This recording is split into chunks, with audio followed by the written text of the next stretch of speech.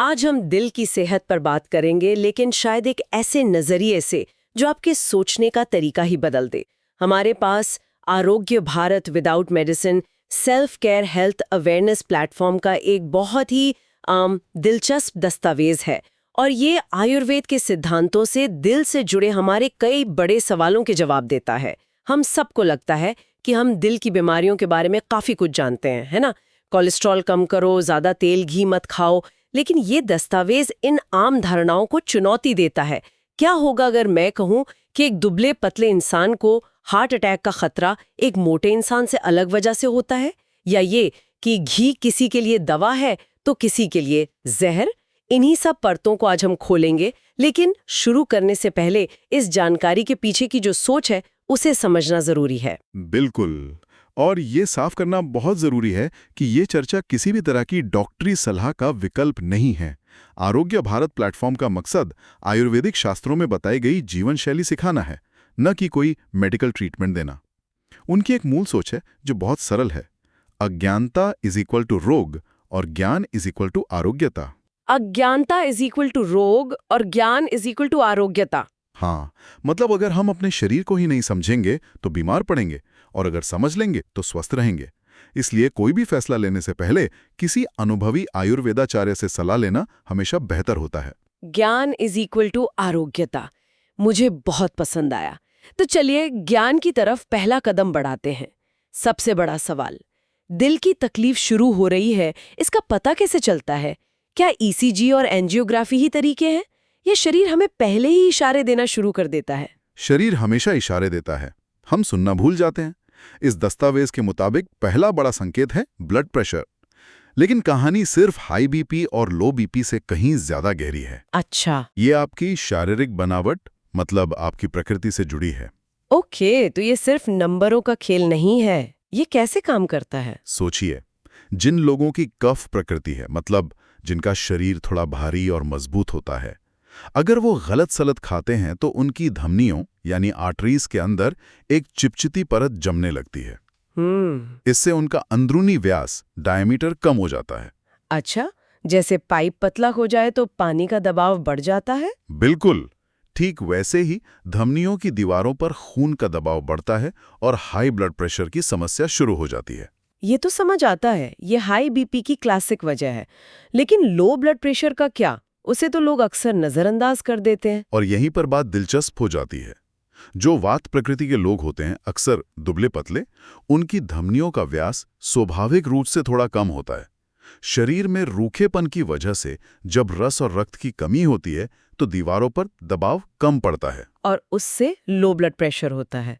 हाँ, और इस दस्तावेज के मुताबिक हाई बीपी और लो बीपी दोनों ही दिल की तरफ से आने वाली शुरुआती चेतावनियां हैं। मतलब लो ब्लड प्रेशर भी एक रेड फ्लैग हो सकता है? ये तो बहुत से लोगों के लिए नई जानकारी होगी। और उस दर्द का क्या जो लोग महसूस करते हैं? बिल्कुल, जब दिल को खून पहुंचाने वाली कोरोनरी धमनी में रुकावट आने लगती है तो दिल की कोशिकाओं को पूरा पोषण, ऑक्सीजन और पानी नहीं मिल पाता। इससे वो परेशान होती हैं, और यही परेशानी हमें दर्द के रूप में महसूस होती है। इसकी कोई खास पहचान होती है? हाँ, इसकी एक खास पहचान है। मेहनत करने पर, जैसे चलने या सीढ़ियां चढ़ने पर, ये दर्द बढ़ता है। और आराम करने पर शांत हो जाता है? बिल्कुल। तो क्या हम इस दर्द के आधार पर ये अंदाजा लगा सकते हैं कि मामला कितना गंभीर है? हाँ, दस्तावेज में इसका एक बहुत ही सरल तरीका बताया गया है। मान लीजिए, अगर आपको सिर्फ तेज दौड़ने या तेजी से कई सारी सीढ़ियां चढ़ने पर छाती में भारीपन या दर्द महसूस हो जो रुकने पर चला जाए। अच्छा, तो ये वो स्टेज है जब कोई सोचेगा शायद आज मैं ज्यादा ही दौड़ लिया। बिल्कुल। मतलब इसे आसानी से नजरअंदाज किया जा सकता है। बिल्कुल। और ये 60 से 70% रुकावट का संकेत हो सकता है। और अगर ये बढ़ जाए? अगर सामान्य रफ्तार से चलने या धीरे धीरे कुछ सीढ़ियां चढ़ने पर भी दर्द होने लगे तो इसका मतलब है कि रुकावट 70 से 80% तक पहुंच चुकी है। और सबसे खतरनाक स्टेज, जब बैठे बैठे या लेटने पर भी दर्द या बेचैनी महसूस हो, ये इस बात का संकेत है कि स्थिति गंभीर है और रुकावट 80 से 90% या उससे भी ज्यादा हो सकती है। अब ये वो हिस्सा है जिसने मुझे सबसे ज्यादा चौंकाया। हम हमेशा वजन को दिल की सेहत से जोड़ते हैं, लेकिन ये स्रोत कहता है कि कहानी कुछ और ही है। ये शारीरिक बनावट, मतलब प्रकृति पर कैसे निर्भर करता है? यही आयुर्वेद का मूल सिद्धांत है। हर इंसान अलग है। मोटे तौर पर 3 मुख्य प्रकृतियां होती हैं, वात, पित्त और कफ। इन्हें थोड़ा और सरल शब्दों में समझाएंगे? जरूर। वात प्रकृति वाले लोग अक्सर दुबले पतले फुर्तीले होते हैं। उनके शरीर में रूखापन होता है और गैस की समस्या आम होती है। पित्त प्रकृति वालों का शरीर मध्यम होता है, उन्हें गर्मी ज्यादा लगती है, भूख तेज होती है और स्वभाव से थोड़े तेज और गुस्सैल हो सकते हैं। ठीक है। और कफ? और कफ प्रकृति वाले लोगों का शरीर भारी कठिला होता है, वजन आसानी से बढ़ता है, स्वभाव शांत होता है और नींद भी ज्यादा आती है। ठीक है, ये 3 तरह के लोग हो गए। अब इन्हें दिल की बीमारी से कैसे जोड़ें? जो जानकारी हमारे पास है वो इस बात पर जोर देती है कि दिल की बीमारी का खतरा सबसे ज्यादा कफ प्रकृति वालों को होता है। अच्छा। हाँ, क्योंकि उनके शरीर में भारीपन और चिपचिपापन बढ़ने की प्रवृत्ति होती है, जो ब्लॉकेज बनाती है। उसके बाद वात प्रकृति वालों को, क्योंकि उनके शरीर में रूखापन धमनियों का लचीलापन छीन लेता है।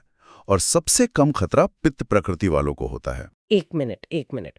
तो इसका मतलब यह है कि एक भारी शरीर वाले शांत इंसान को दिल की बीमारी का खतरा एक तेज तरार गुस्सैल इंसान से ज्यादा हो सकता है। ये तो स्ट्रेस से हार्ट अटैक होता है वाली पूरी धारणा को ही पलट देता है। कुछ हद तक हाँ, क्योंकि समस्या सिर्फ मानसिक तनाव नहीं बल्कि शरीर की अंदरूनी केमिस्ट्री भी है। और इसीलिए हर किसी का समाधान एक जैसा नहीं हो सकता। ये प्रकृति वाली बात सोचने पर मजबूर करती है। एक सवाल आता है मन में। हम सब ने ऐसे लोगों के बारे में सुना है जो पूरी जिंदगी सात्विक भोजन करते हैं, कोई नशा नहीं करते, फिर भी उन्हें हार्ट अटैक आ जाता है। ये स्रोत इस पहेली को कैसे सुलझाता है? ये एक बहुत अहम सवाल है, क्योंकि ये हमें सिखाता है कि स्वास्थ्य सिर्फ प्लेट में रखी चीजों का नाम नहीं है। दस्तावेज के मुताबिक हमारा स्वास्थ्य कई चीजों का संतुलन है। देश यानी हम कहाँ रहते हैं, काल यानी समय और मौसम कैसा है, मानसिक तनाव कितना है, और इन सब से बढ़कर व्यक्ति की अपनी प्रकृति और उस समय शरीर में चल रहा असंतुलन। तो ये सिर्फ आप वो है जो आप खाते हैं नहीं है, बल्कि ये है आप वो है जो आप खाते हैं, कहाँ खाते हैं, कब खाते हैं और आप खुद कौन हैं। आपने बिल्कुल सही पकड़ा। हमारा शरीर 5 तत्वों आकाश, वायु, अग्नि, पृथ्वी, जल से बना है। इनमें असंतुलन ही रोग है। उदाहरण के लिए एक वात प्रकृति का व्यक्ति जिसका शरीर पहले से ही रूखा है, अगर वो बहुत ज्यादा रूखा सात्विक भोजन खाएगा, जैसे सलाद या सूखी रोटियां, हाँ, तो ये उसके शरीर के रूखेपन को और बढ़ा देगा, जो नुकसानदेह हो सकता है। जबकि वही भोजन कफ प्रकृति वाले के लिए, जिसके शरीर में भारीपन है, फायदेमंद होगा। इसी बात को आगे बढ़ाते हैं। चलिए बात करते हैं असली विलन की, घी और तेल। मेरे घर में तो हमेशा कहा जाता था कि घी ताकत देता है, लेकिन आजकल हर डॉक्टर इसे दिल का दुश्मन बताता है। स्रोत इस बारे में क्या कहता है? यहाँ भी वही प्रकृति का नियम लागू होता है। दस्तावेज साफ कहता है कि वात और पित्त प्रकृति वाले जो दुबले पतले लोग हैं, धातु को बढ़ाकर धमनियों में लचीलापन लाता है। एक सेकेंड, रस धातु से यहाँ क्या मतलब है? क्या हम इसे शरीर का एसेंशियल फ्लूइड या न्यूट्रिशनल प्लाज्मा जैसा कुछ समझ सकते हैं? बिल्कुल सही समझा। ये शरीर का पोषण देने वाला पहला तरल है, जो हर अंग को मुलायम और लचीला रखता है। तो इन लोगों के लिए घी धमनियों को कठोर होने से बचाता है। लेकिन कफ प्रकृति वालों के लिए कहानी अलग है। एकदम अलग। कफ प्रकृति वाले लोगों का शरीर भारी होता है, उनमें पहले से ही चिकनाई ज्यादा होती है। उनके लिए ज्यादा घी कोलेस्ट्रॉल और ट्राइग्लिसराइड बढ़ा सकता है। तो उन्हें क्या करना चाहिए? उन्हें घी की बजाय सरसों या तिल का तेल, वो भी कम मात्रा में इस्तेमाल करना चाहिए। और सिर्फ प्रकृति ही नहीं, शायद मौसम का भी कोई रोल होता होगा। बहुत बड़ा रोल। सर्दियों में हमारी पाचन अग्नि तेज होती है, तब घी जैसा भारी भोजन आसानी से पच सकता है।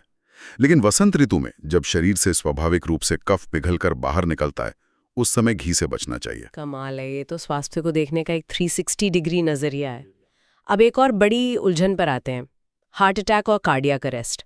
मैं भी पहले इन्हें एक ही चीज समझती थी, और ये गलती बहुत आम है। जबकि स्रोत के अनुसार ये 2 बिल्कुल अलग अलग घटनाएं हैं।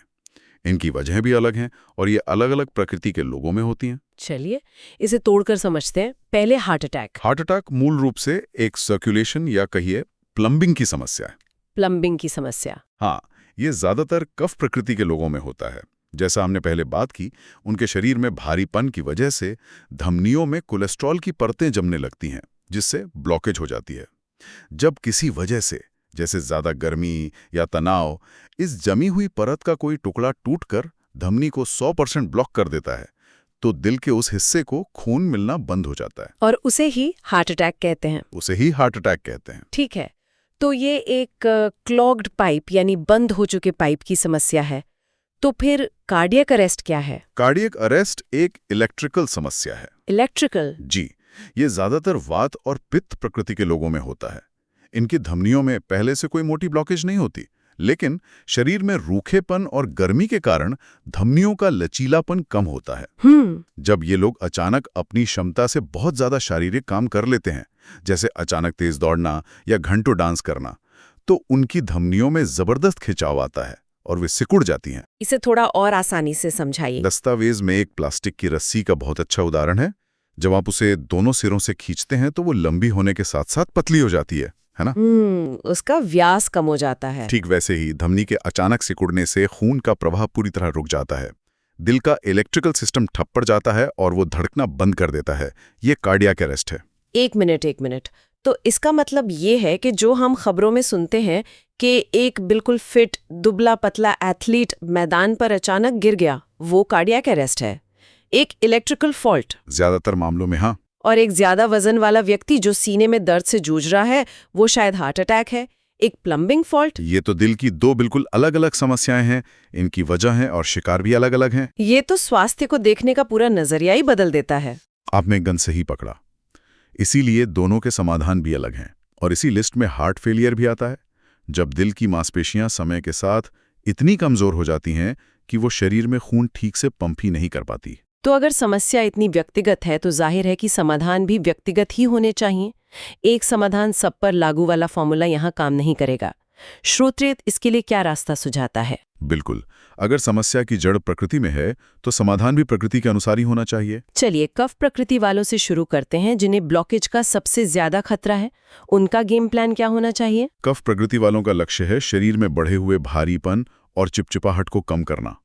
उन्हें गेहूं की जगह मोटे अनाज जैसे ज्वार, बाजरा, रागी खाने चाहिए। दूध, घी जैसी भारी चीजें कम करनी चाहिए। और मसाले? अदरक, लहसुन, काली मिर्च जैसे गरम और पाचन में मदद करने वाले मसाले बढ़ाने चाहिए। दस्तावेज कहता है कि उपवास करना इनके लिए वरदान है। मुख्य लक्ष्य है पाचन अग्नि को इतना तेज करना कि शरीर में जमा हुआ कचरा यानी ब्लॉकेज धीरे धीरे साफ हो जाए। तो इनके लिए कम खाना और गरम खाना मंत्र है। अब बात करते हैं एकदम उल्टे लोगों की, दुबले पतले वात प्रकृति वाले। उनके लिए समाधान भी ठीक उल्टा है। उन्हें शरीर में रूखेपन और हल्केपन को संतुलित करने के लिए भारी और पौष्टिक चीजें खानी हैं। जैसे दूध, घी, मक्खन, गेहूं जैसी चीजें उनके लिए दवा हैं। उन्हें अपनी क्षमता से कम काम करना चाहिए और उपवास से तो बिल्कुल बचना चाहिए। उनका लक्ष्य है शरीर में रस धातु को बढ़ाकर धमनियों में जरूरी चिकनाहट और लचीलापन वापस लाना। और अंत में पित्त प्रकृति वाले जो बीच में है। पित्त वालों के शरीर में अग्नि तत्व मतलब गर्मी और सूजन बढ़ी हुई होती है। उनका लक्ष्य है इस आग को शांत करना। उन्हें गरम मसाले, शराब, चाय, कॉफी और ज्यादा धूप से बचना चाहिए। तो उनके लिए क्या अच्छा है? ठंडी तासीर की चीजें जैसे घी, दूध, सौंफ, धनिया, गिलोय उनके लिए फायदेमंद है। और उनके लिए सबसे जरूरी है मन को शांत रखना, ताकि धमनियों में सूजन यानी इन्फ्लेमेशन कंट्रोल में रहे। ये सब बहुत तार्किक लगता है, लेकिन मैं कुछ सुनने वालों की तरफ से सोच रही हूँ। आज की मेडिकल साइंस इतने सारे ब्लड टेस्ट, स्कैन और जेनेटिक मार्कर्स देखती है। क्या हम सिर्फ 3 तरह के शारीरिक बनावट के आधार पर इतने बड़े जीवन शैली के फैसले ले सकते हैं? ये बहुत जरूरी सवाल है और इसका जवाब ये है कि ये दृष्टिकोण आधुनिक जांच की जगह लेने के लिए नहीं है, बल्कि उसे पूरा करने के लिए है। ये आपको अपने शरीर की मूल प्रवृत्ति बताता है, ताकि आप बीमारी होने से पहले ही उसे रोक सकें। ये रोकथाम का विज्ञान है। हाँ, बिल्कुल। जैसा कि प्लेटफॉर्म का सिद्धांत है, ज्ञान इज इक्वल टू आरोग्यता। ये अपने शरीर के बारे में वो ज्ञान है जो आपको डॉक्टर के पास जाने से बचा सकता है। ये आपको आपकी स्वास्थ्य रिपोर्ट आने से पहले ही बता देता है कि आपके शरीर को किस चीज की जरूरत है और किस चीज से बचना है। तो आज की इस गहरी पड़ताल से ये साफ है कि दिल की सेहत का मामला ये खाओ ये मत खाओ कि एक सिंपल लिस्ट से कहीं ज्यादा गहरा और व्यक्तिगत है। ये संतुलन के बारे में है, अपनी अनूठी शारीरिक बनावट यानी प्रकृति को समझने और उसके अनुसार अपनी जिंदगी को ढालने के बारे में है। हम एक बार फिर आरोग्य Bharat without medicine self care health awareness platform का धन्यवाद करते हैं इस नजरिए के लिए। बिल्कुल, अपने शरीर को जानना और उसकी जरूरतों को समझना ही स्वस्थ रहने की पहली और सबसे महत्वपूर्ण सीढ़ी है। और जाते जाते आपके लिए एक सवाल छोड़ जाते हैं। आज की आधुनिक दुनिया जहां हमें हर चीज के लिए एक वन साइज फिट्स ऑल समाधान देने की कोशिश करती है, वहीं आयुर्वेद का ये हजारों साल पुराना व्यक्तिगत नजरिया हमें अपने स्वास्थ्य की बागडोर अपने हाथों में लेने का कौन सा नया और शक्तिशाली तरीका सिखा सकता है।